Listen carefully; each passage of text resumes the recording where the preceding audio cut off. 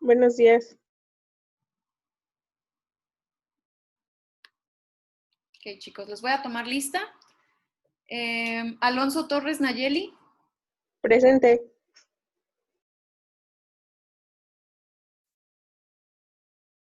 Arroyo Muñoz Hugo. Presente. Castillo Hernández Ana Rocío. Presente. Castillo Vázquez Estefanía. Presente. Del Ángel Dalirio. Presente. Frías Tobar Daniel. Presente. Guel Martínez José Israel. Presente. Isaís Delgado Emanuel. No está. Y Medina Guzmán José Emanuel. Estaba fallando con el internet, algo así, me dijo. Bueno, ahí ahorita díganle que si se alcanza a conectar, aquí lo esperamos. Si no, igual voy a grabar la clase y si es que por algo no puede conectarse, se la puedo pasar. Ok, bueno. El día de ayer nos quedamos hablando del ATP, ¿verdad? Y cómo los fosfatos que están ahí en el ATP, pues pueden, digamos que podemos pasar de ATP a ADP, ¿verdad? Por medio de esta desfosforilación, por medio de una hidrólisis de ese fosfato. Pero también había una enzima que lograba que pasara de ATP directo a AMP, que es solo pasar de 3 fosfatos a un fosfato. Y cuando eso ocurría, decíamos que se formaba un pirofosfato, que es esta molécula, y el pirofosfato a su vez se puede romper en 2 fosfatos. Entonces ahí nos quedamos, estábamos hablando de eso. ¿Y con qué intención? Pues con la intención de entender por qué o qué papel tienen los fosfatos del ATP sobre pues todo el metabolismo, ¿verdad? Cómo es que esos fosfatos que decíamos que tienen enlaces de alta energía son por medio de este acoplamiento de reacciones los que van a, pues, digamos, proveer de alguna forma, el ATP provee de energía a las reacciones que deben de ocurrir en las células porque pues tiene mucha energía en sus enlaces, entonces cuando se rompen, al ser una reacción exergónica, se libera esa energía y entonces pues digamos que es la energía que la otra reacción, la endergónica, la que necesita energía, la va a tomar de ahí. Entonces digamos que en pocas palabras eso fue lo que estuvimos revisando el día de ayer. Entonces dijimos, bueno, el ATP es súper importante, el ATP es la moneda energética, como le llaman, pero aquí yo quería aclararles que, bueno, es el más común, el ATP, pero también vamos a encontrar algunos otros nucleósidos trifosfato. El ATP es un adenosín trifosfato, entonces su nucleósido es el adenosín. Tiene una adenina, que es esta base, que estaría aquí, y además tiene pues una pentosa, que puede ser una ribosa o una desoxirribosa. La ribosa tiene este OH aquí, la desoxirribosa no tiene el oxígeno, por eso se llama desoxirribosa. Entonces, ¿cómo se forman estos nucleósidos? Bueno, es una base, que puede ser una purina o una pirimidina, más una pentosa, que podrá ser una ribosa o una desoxirribosa. Así es como se forman los nucleósidos.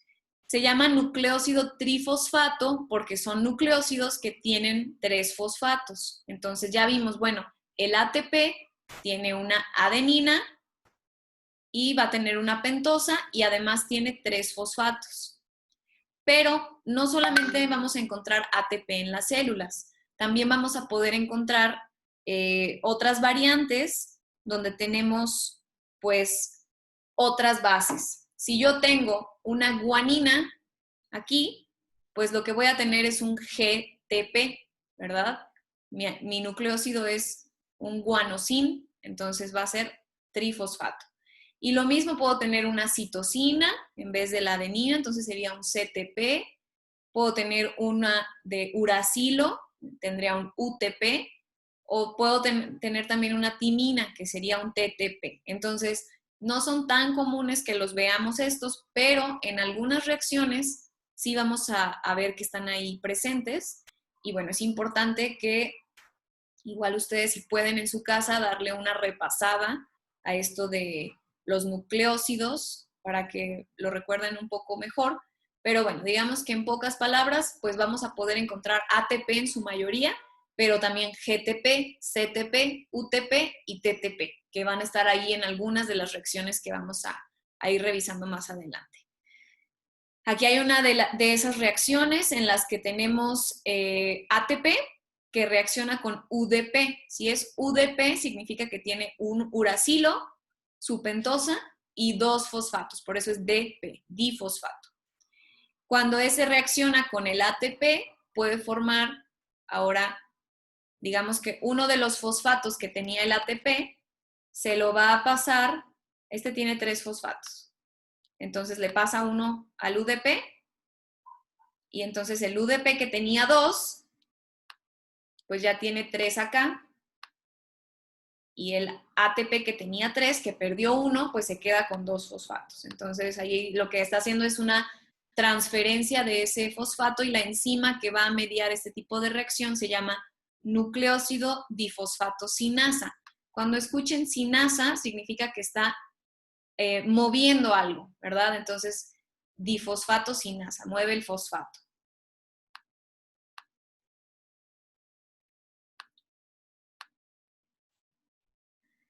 Todos estos trifosfatos van a estar participando en las fosforilaciones de la célula, igual que el ATP. Entonces, pues los vamos a ver como aquí está el ATP, que es el más común, y este sería cualquier otro nucleósido fosfato. Puede ser UMP, puede ser CMP, ¿verdad? Dependiendo la base, será como se llame, y puede ocurrir esta reacción en la que el ATP le pasa un fosfato al nucleósido, y entonces van a quedar 2, tanto el ADP como el nucleósido difosfato, que puede ser CDP, UDP, dependiendo qué base es la que esté ahí. ¿Alguna duda hasta aquí?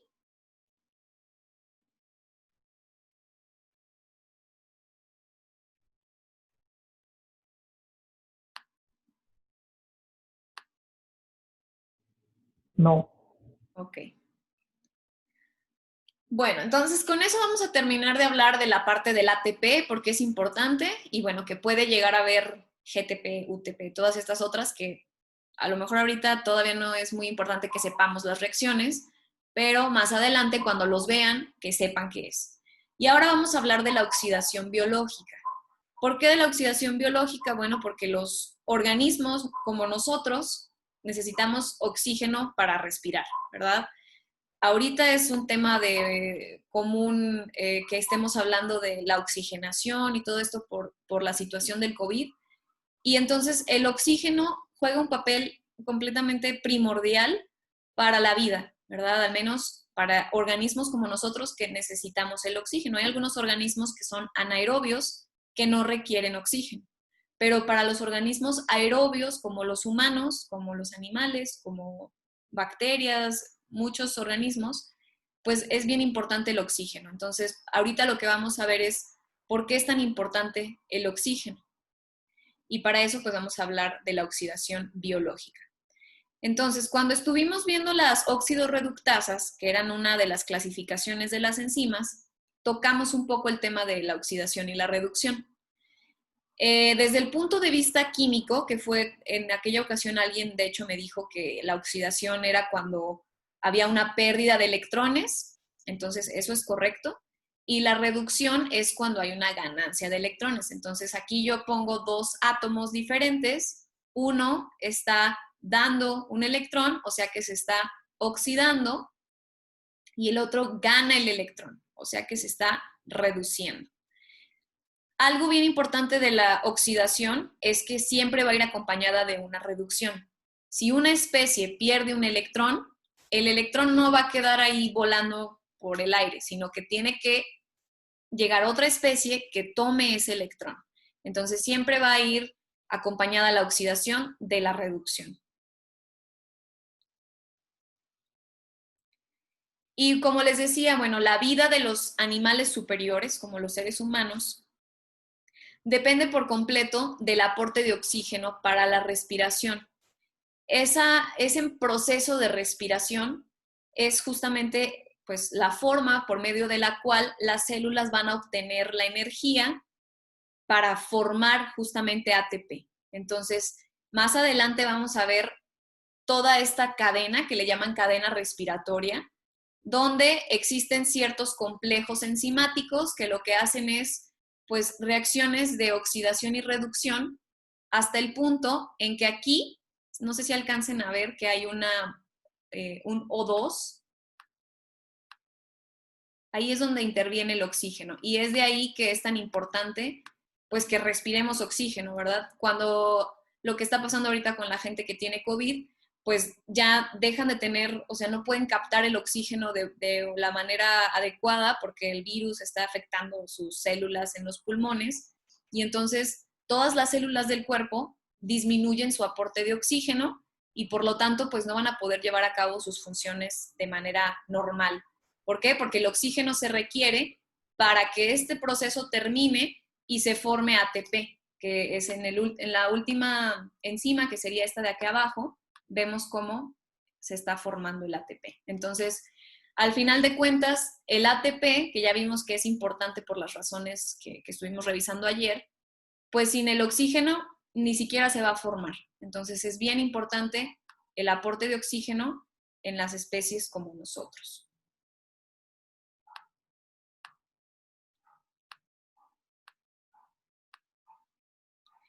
Y bueno, hay ciertas enzimas que, como vimos, van a estar involucradas en los procesos de oxidación y reducción, que de manera general, ya dijimos hace tiempo, la semana anterior, que se les daba el nombre de óxido-reductasas, ¿verdad? Era la clasificación 1. Y entonces, dentro de las óxido-reductasas vamos a encontrar diferentes grupos, que son 4.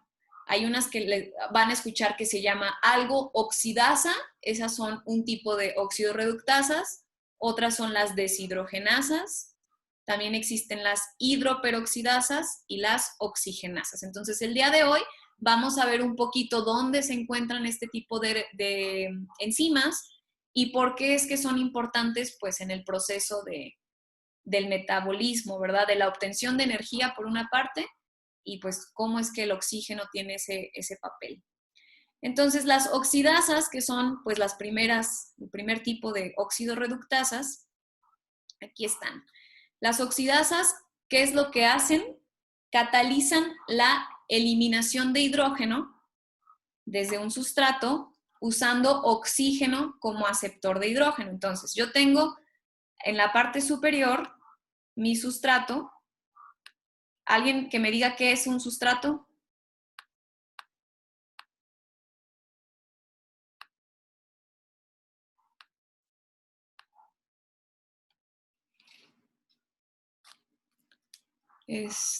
Hugo, ¿qué será un sustrato? ¿Qué era el sustrato?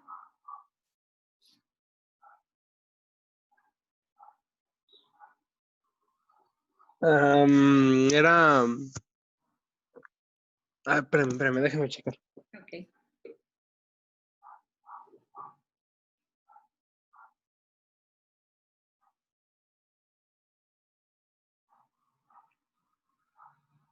No me acuerdo bien, pero era era algo así como lo principal o la base de un compuesto, ¿no? Ok. El sustrato, chicos, gracias, Hugo. Recuerden que teníamos las enzimas, ¿verdad? Y yo les decía que las enzimas actuaban sobre cierta sustancia. La sustancia sobre la que va a actuar la enzima es el sustrato. Entonces, el sustrato es como el reactivo, digamos, que se une a la enzima y que va a formar el producto. Ese es el sustrato, la materia prima, digamos. No se les vaya a olvidar eso, porque Entonces está perdido, no andaba, ¿verdad? no tanto, si tenías algo de idea.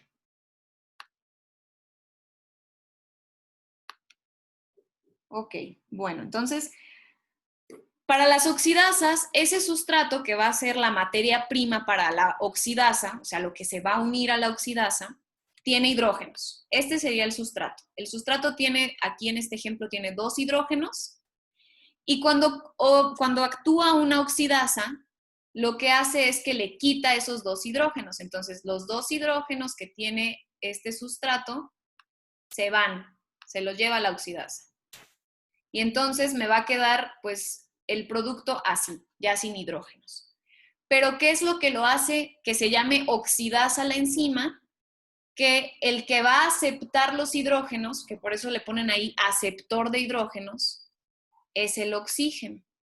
Entonces, además del sustrato, que es este compuesto, va a llegar el oxígeno a la enzima, que es la oxidasa, y la oxidasa se va a encargar de juntar los dos hidrógenos que le quitó al compuesto con la molécula de oxígeno, y entonces va a formar agua.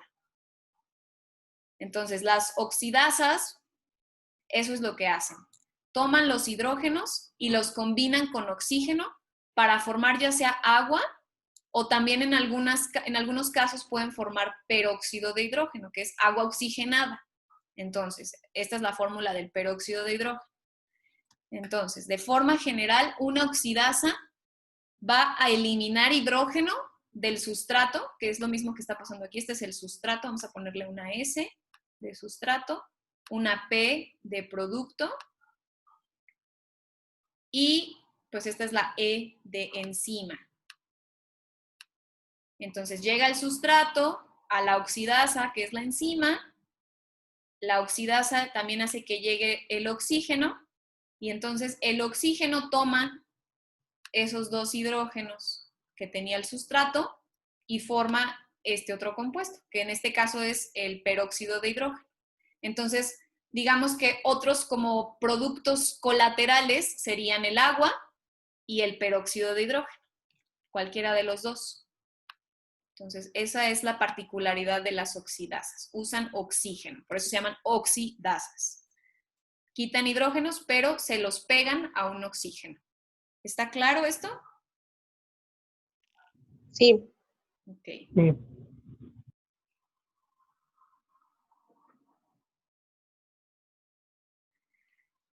Digamos, de manera general, eso es lo que hacen las oxidasas. ¿Dónde vamos a encontrar oxidasas? Hace ratito les puse una imagen donde les decía que había varios complejos ahí de enzimas que iban haciendo un transporte de electrones hasta que se obtenía ATP.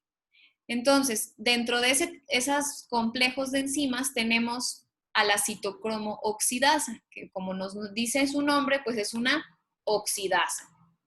Esta es una proteína que está distribuida en varias partes del tejido. Y aquí lo importante y lo que ahorita no quiero que se aprendan todo esto de la cadena respiratoria porque eso es un tema para más adelante, pero nada más quiero usarlo como un ejemplo. La citocromo oxidasa, ay Dios, no me deja, ok, ahí está. La citocromo oxidasa es esta azul. ¿Qué es lo que está haciendo? Si se fijan, aquí vemos que justamente usa oxígeno, ¿verdad? Y se lo pega a unos hidrógenos de algún otro sustrato. Entonces, hace exactamente lo mismo que lo que vimos en el ejemplo anterior. Forma agua a partir de oxígeno e hidrógenos. Entonces, la citocromo oxidasa, que es esta enzima que está en esta parte de la mitocondria, está en la mitocondria, tiene esta función que vimos acá, tal cual, ¿no? Usa hidrógenos, los une a oxígeno y forma agua. Por eso se llama citocromo oxidasa. Es un ejemplo, pues, de las oxidasas. Ahí nomás escriban que es un ejemplo de la citocromo oxidasa. Además de la citocromo oxidasa, también hay otras oxidasas que son flavoproteínas. ¿Qué es una flavoproteína? Son proteínas que contienen estos flavina mononucleótido o flavina adenina dinucleótido, que ya los vimos que también actúan como coenzimas, ¿verdad? Entonces, las enzimas que tienen estas flavoproteínas son oxidasas también. ¿Y de dónde provienen estas FMN y FAD? De la riboflavina, que es la vitamina B12. Aquí se las pongo. Perdón, B2. Entonces, bueno, por eso también es importante el consumo de las vitaminas. Y aquí está cómo actúan de manera general. Lo que hacen es que la parte de la FMN o FAD se va a hidrogenar en diversos sitios. Aquí tenemos, bueno, gana un hidrógeno y se lo pega aquí, y gana otro hidrógeno y se lo pega acá, ¿verdad? Son reacciones de oxidorreducción, como las que habíamos visto, nada más ejemplificar dónde toma los hidrógenos y dónde los pone. Pero entonces es lo que veíamos que se podía formar el FAD con dos hidrógenos, que sería cuando se pega uno aquí o cuando se pega el otro acá abajo.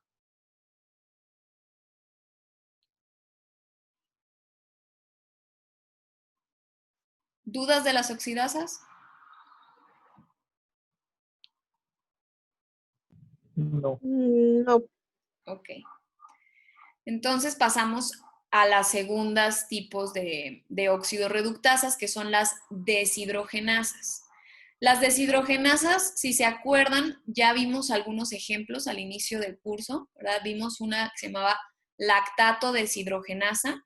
¿Qué es la ventaja de las enzimas? Que el nombre nos dice qué son, ¿verdad? Si te dice lactato deshidrogenasa, tú ya vas a decir, es una deshidrogenasa, y las deshidrogenasas son oxidorreductasas. Entonces uno puede ir ahí armando las relaciones y al final conocer qué es lo que hacen por el nombre que tienen. Las deshidrogenasas son una clasificación muy grande de las enzimas, o sea, tienen muchas enzimas dentro de estas y tienen dos funciones principales. Una es transferir hidrógenos de un sustrato a otro por medio de una reacción redox o de oxidorreducción. Entonces aquí está el ejemplo donde tenemos, digamos, puede ser, son reversibles, ¿verdad? Entonces este podría ser nuestro sustrato y este puede ser nuestro producto. Entonces, parecido a lo que veíamos en las oxidasas, se están perdiendo estos hidrógenos, ¿verdad? Pero en vez de que el oxígeno los tome, como en el caso de las oxigenasas, aquí el que los va a tomar es un transportador. Entonces es como el ejemplo que vimos que yo les puse con figuritas. Aquí llega el transportador y toma los dos hidrógenos. Supongamos que este era A con los hidrógenos. Entonces el transportador los toma, se queda la otra especie ya sin los hidrógenos, deshidrogenada, y ahora el transportador se lo puede dar a otra especie que no tenía hidrógenos y ya se obtendría nuevamente el transportador sin los hidrógenos, como estaba en su estado original, y la especie B hidrogenada, ¿verdad? Ahí ya tiene sus dos hidrógenos. Entonces, las deshidrogenasas actúan usando un transportador de hidrógenos, que vimos que podía ser el NAD o el NADP, ¿verdad? Esos son los más comunes que vamos a encontrar en este tipo de reacciones. Entonces aquí son hidrógenos los que se transfieren de una especie a otra. ¿Alguna duda de esta? No.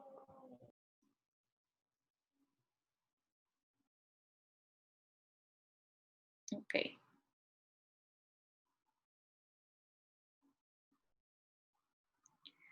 Entonces, esa es una de las funciones.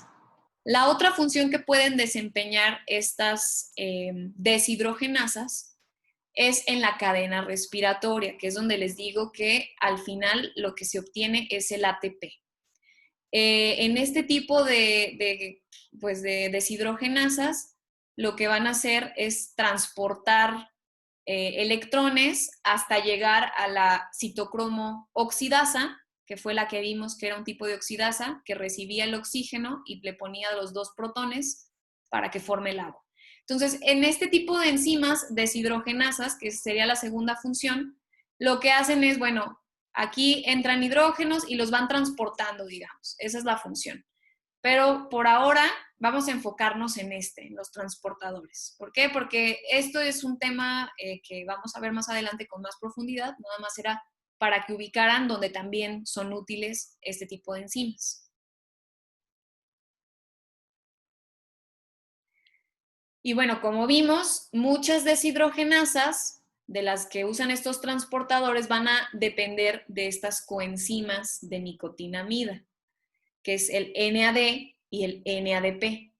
Ambas se forman a partir de otra vitamina, que es la vitamina B3, que se llama niacina. Entonces, si no tenemos niacina, no vamos a poder formar estas NAD y NADP que ayudan a las deshidrogenasas. Si se fijan aquí, esta es la fórmula de la niacina y aquí está, ¿no? Entonces, es gran parte de lo que está formando al NAD y al NADP.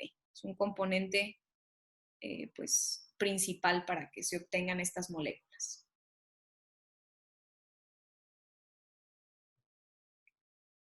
Y bueno, como ya sabemos cómo funcionan, las coenzimas ayudan, ¿verdad?, para tomar esos hidrógenos y luego se los pasan a algún otro aceptor. Las deshidrogenasas que están ligadas a NAD, que es este de arriba, catalizan reacciones de óxido-reducción en las vías oxidativas del metabolismo, como la glucólisis, el ciclo del ácido cítrico y la cadena respiratoria. Todo esto lo vamos a ver en el siguiente bloque. Y las que están unidas a NADP también se utilizan de modo característico en algunas síntesis reductivas, síntesis de ácidos grasos, de esteroides, vías de la pentosa fosfato, que son otros procesos que también vamos a ver más adelante. Pero entonces, no es que, lo que quiero llegar con esto es que no es que se pueda usar NAD y NADP en donde sea, sino que ciertas reacciones usan NAD y ciertas reacciones usan NADP. Más adelante vamos a ver cuáles utilizan cada uno de ellos, pero no es como que se pueden intercambiar nada más porque sí, unas usan NAD, otras NADP.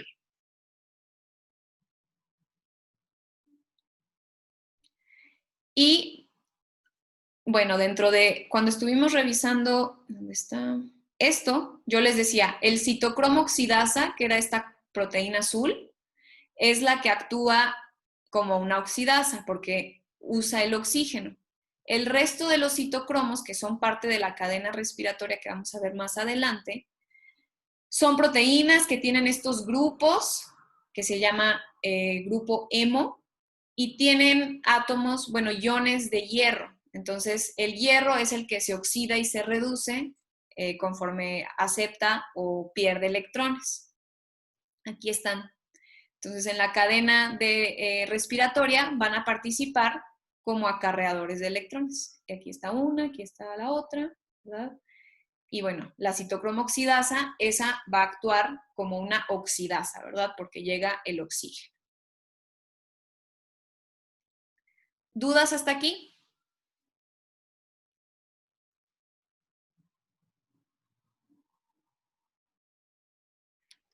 Creo que no.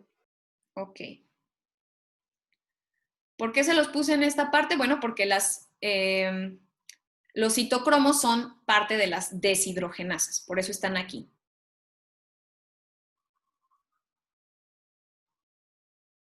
Y entonces vamos a ver ahora la tercera rama que veíamos de las oxidorreductasas, que se llaman hidroperoxidasas. Dentro de las hidroperoxidasas vamos a ver que hay dos tipos de enzimas que pueden entrar en esta categoría. Unas se llaman peroxidasas y las otras se llama catalasa. Ahorita vamos a ver qué hacen cada una de ellas. Las hidroperoxidasas, bueno, ¿por qué son necesarias este tipo de enzimas? Porque normalmente las células van a formar peróxidos. Cuando estábamos viendo las reacciones de las oxidasas, yo les dije que algunas podían formar peróxido de hidrógeno.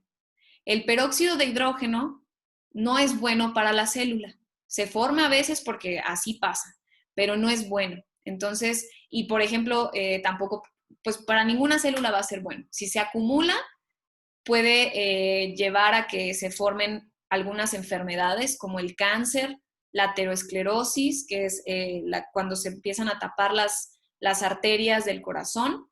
Entonces, los peróxidos pueden ser muy, muy perjudiciales para las células y para todo el sistema, ¿verdad? Para todo el organismo. Entonces, por eso es que dice el cuerpo, bueno, pues si se forma peróxido y yo sé que me hace daño, necesito tener una enzima que me proteja de ese peróxido. Y esas son las hidroperoxidasas. Las peroxidasas propiamente, que dijimos que eran una de las, digamos, se separaban en dos las hidroperoxidasas. Las peroxidasas lo que hacen es justamente romper el peróxido de hidrógeno. Aquí está el peróxido de hidrógeno.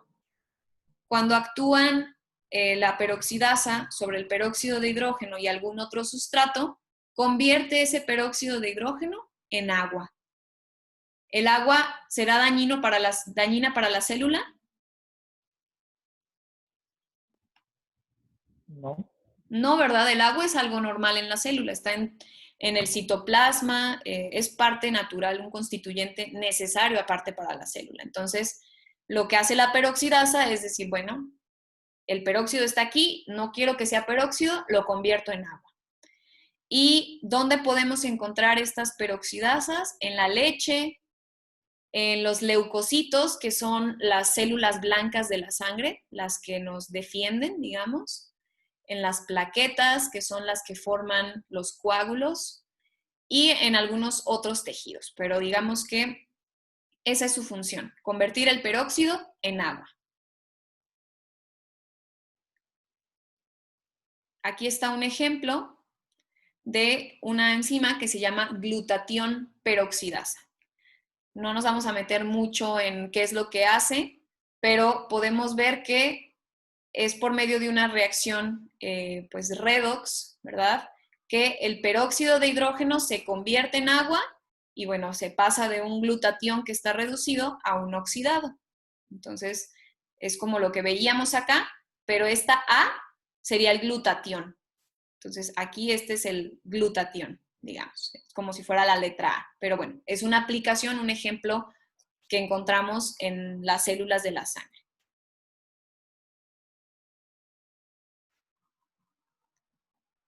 ¿Ok? Y después tenemos la catalasa, que sería el otro tipo de hidroperoxidasa. Están las peroxidasas, que ya vimos que lo que hacen es convertir el peróxido de hidrógeno en agua. Y ahora vamos a ver qué hacen las catalasas. Las catalasas se encuentran en sangre, médula ósea, las mucosas, riñones, hígado, y hacen algo parecido. También destruyen el peróxido de hidrógeno, pero aquí forman agua y liberan oxígeno. En el otro veíamos que nada más formaban agua y se quedaba el otro sustrato solo, que en este caso, que en el ejemplo que les puse era como el glutatión, que es una molécula. Pero en el caso de la catalasa, lo que se libera es agua y oxígeno. No hay ningún otro sustrato involucrado, simplemente pues destruye el peróxido de hidrógeno y forma agua y oxígeno.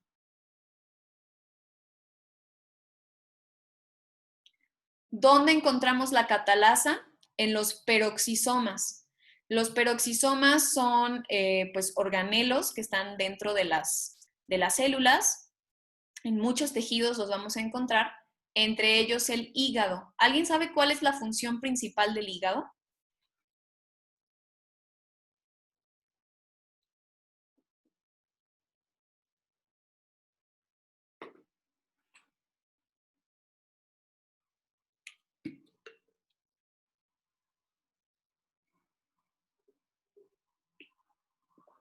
¿Nadie?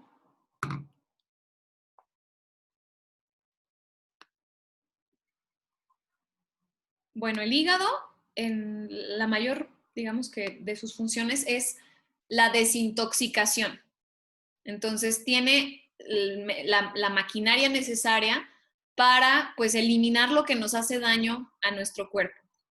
Y por eso es que, bueno, las células del hígado tienen muchos peroxisomas que van a tener un alto contenido de oxidasas y de catalasa. Entonces, como tienen muchas oxidasas, recuerden que las oxidasas formaban, pues, peróxido de hidrógeno. Pero algo bien curioso es que donde se están formando mucho peróxido de hidrógeno, el cuerpo sabiamente también tiene catalasa. Entonces dice, bueno, se está formando el peróxido, pero rápidamente yo lo convierto por medio de la catalasa, lo convierto en agua y libero oxígeno. Entonces, como que contrarresta, forma un equilibrio entre la formación del peróxido de hidrógeno y su conversión a agua, ¿verdad? Para que no dañe a la célula. Ok, por favor, si pueden volver a conectarse a esta misma sesión. Ok, entonces, como les decía, estas enzimas, la catalasa, está presente en los peroxisomas, donde también hay mucha catalasa. Entonces, la catalasa forma el peróxido de hidrógeno y ahí mismo en el peroxisoma, no, perdón, lo dije mal. La oxidasa forma el peróxido de hidrógeno y ahí mismo en el peroxisoma está la catalasa para destruirlo. Y entonces no se acumula, no le causa daño a la célula. Y bueno, esa es la función de la catalasa. Y bueno, con esto terminaríamos ya lo que vimos de la catalasa,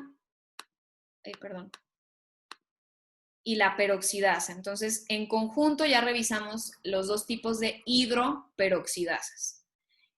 Y ahora ya nada más nos faltan las últimas enzimas oxidorreductasas, que son las oxigenasas. Entonces, bueno, estas, como el nombre los dice, pues van a tener algo que ver con el oxígeno, ¿verdad? Las oxigenasas se encargan de la síntesis o la degradación de muchos tipos diferentes de metabolitos. Las oxigenasas las podemos dividir en estos dos grupos, que son dioxigenasas o monooxigenasas. Vamos a ver por qué. Entonces, aquí tenemos las dioxigenasas. Se llaman dioxigenasas porque usan dos átomos de oxígeno. Cuando tenemos un O2, significa que pues son dos átomos formando una molécula. Entonces es de que son dos oxigenasas. ¿Y qué es lo que hacen? Bueno, aquí tendríamos este sustrato A y le pegan esos dos oxígenos al sustrato A. Aquí abajo les puse un ejemplo. Perdón.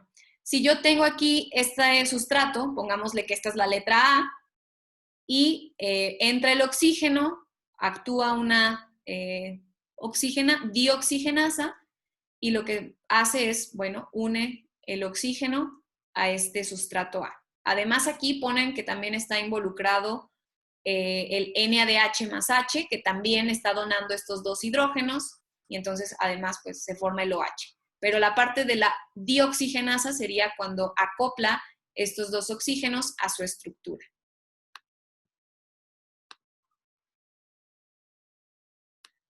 Y las monooxigenasas, pues, ¿qué es lo que hacen? Incorporan un solo átomo de oxígeno hacia el sustrato. Entonces, las dioxigenasas acoplan los dos o incorporan los dos. Las monooxigenasas van a incorporar solo uno. El otro átomo de oxígeno se va a reducir a agua. Aquí ven, tengo 1, 2, pero solo uno de estos se lo voy a pegar al sustrato, que es A. Entonces, bueno, ya nada más me queda un oxígeno aquí y el otro forma agua junto con otra especie. Entonces ya me formó agua y uno de los oxígenos quedó pegado a A. Entonces las monooxigenasas van a incorporar solamente un átomo de oxígeno. Un ejemplo de las monooxigenasas, que son las más importantes, son los citocromos P450. Estos son, digamos, enzimas que están sobre todo en el hígado, que van a ayudar a detoxificarnos de muchos fármacos, cuando tomamos medicamentos, cuando bebemos alcohol, todo lo que nos hace daño, porque bueno, los medicamentos son buenos para algunas cosas, pero también nos pueden causar daño. Entonces, estos citocromos actúan de esta forma como monooxigenasas para modificar, digamos, a los fármacos y que entonces se puedan eliminar en la orina. Eso es la forma en que actúan. Como les digo, bueno, van a estar se encuentran en el hígado, en el intestino, en algunos otros tejidos también, y bueno, usan el NADH o el NADPH para esta reacción. Pero bueno, es una aplicación muy importante para la detoxificación. ¿Alguna duda hasta aquí, chicos, de lo que vimos hoy?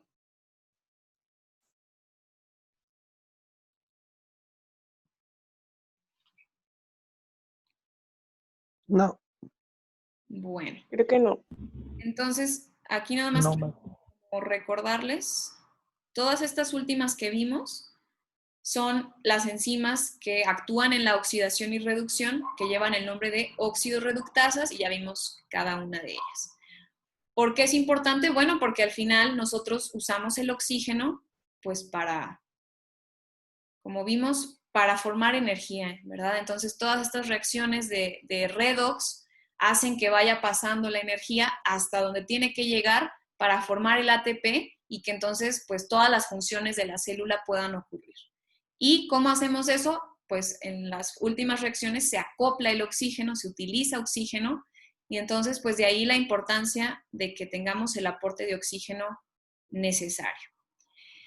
Bueno, chicos, entonces ya con esto que acabamos de revisar, hemos visto ya toda la parte que pues es lo de la introducción al metabolismo. Ya vimos catabolismo y anabolismo, las etapas que hay en el metabolismo, los tipos de organismos que pueden ser autótrofos o heterótrofos, más lo que ustedes investigaron en casa. ¿Qué tipos de enzimas tenemos? Vimos toda la clasificación, qué era el centro activo, cuál era su función, cómo se clasifican las enzimas, qué propiedades tienen estas, ¿verdad? Que si tenían coenzimas, cofactores, cómo se inhibían las enzimas, cómo se regulaban, ¿verdad? Vimos inhibidores y vimos esto de enzimas alostéricas. Y en la parte de bioenergética, pues vimos un poco de esto de los delta G y que si era exergónica o endergónica, que son los principios termodinámicos que sustentan el metabolismo. Ahorita vimos todo lo de la oxidación y bueno, el consumo y formación de moléculas transportadoras que también revisamos cuando vimos todo lo del NAD, el FMN, todo eso. Entonces, digamos que ya con esto concluimos esta primera unidad. Les voy a encargar de tarea que por favor, para el día de mañana, revisen todos sus apuntes, ¿verdad? Todos sus apuntes y saquen dudas, chicos. Necesito que si tienen preguntas, las hagan antes de que sea el examen, ¿verdad? Porque pues ya en el examen yo no les voy a poder ayudar. Entonces, revisen muy bien sus apuntes, saquen ahí algunas preguntas que puedan tener sobre lo que hemos estado revisando en clase. Y el día de mañana vamos a hacer esta sesión de preguntas y respuestas. Todos me tienen que hacer una pregunta por lo menos. Si no hacen preguntas, yo voy a intuir que no revisaron sus apuntes y pues les voy a poner tarea no hecha. Entonces, mínimo una pregunta les tiene que salir a cada uno de ustedes, ya que estén repasando lo que ven ahorita en sus apuntes. Entonces, esa es su tarea para el día de mañana, revisar apuntes, traer mínimo una pregunta. Si son más, están perfectamente bienvenidos, ¿verdad? Mientras más preguntas, mejor. Y mañana vamos a hacer una sesión de preguntas y respuestas, de clarificación de dudas, antes de que comencemos la segunda parte. Entonces, esa es su tarea. Si no hay ya ninguna pregunta, ninguna duda, pues hasta aquí quedaríamos.